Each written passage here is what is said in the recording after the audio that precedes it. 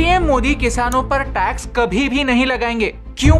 क्या 10 करोड़ की इनकम कमाने वाला किसान टैक्स नहीं दे सकता? क्या टैक्स का प्रेशर सिर्फ सैलरीड एम्प्लॉय पर ही आना चाहिए? क्या पीएम मोदी किसानों से डरते हैं या असली रीजन कुछ और ही है? भारत में टैक्स का सारा भार मिडिल क्लास पर ही आता है। भारत में सिर्फ 2% लोग इनकम टैक्स देते हैं, वेरएस डेवलप्ड देशों में ये नंबर 40% to 80% होता है। अगर हम जैसे 2% लोग 98% लोगों का बर्डन लेंगे तो हम आगे कैसे बढ़ेंगे?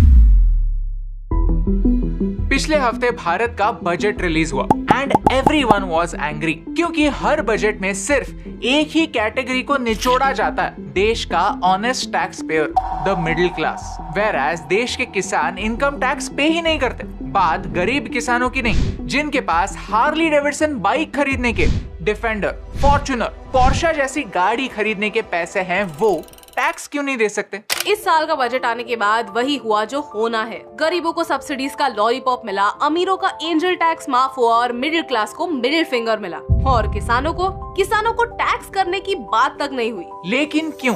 भारत में एग्रीकल्चरल इनकम टैक्स फ्री क्यों है? उस पर टैक्स न लगाने का लॉजिक क्या है? और क्या सच में किसान टैक्स पे नहीं करते या ये एक मिथ है? चलिए एक ओपन माइंड से इन सवालों के जवाब ढूंढते हैं। अगर आपको इस वीडियो से वैल्यू मिलती है तो इसे अपने दोस्तों के साथ शेयर जरूर कीजिए, और आपका ओपिनियन क्या है हमें कमेंट्स में जरूर बताइए।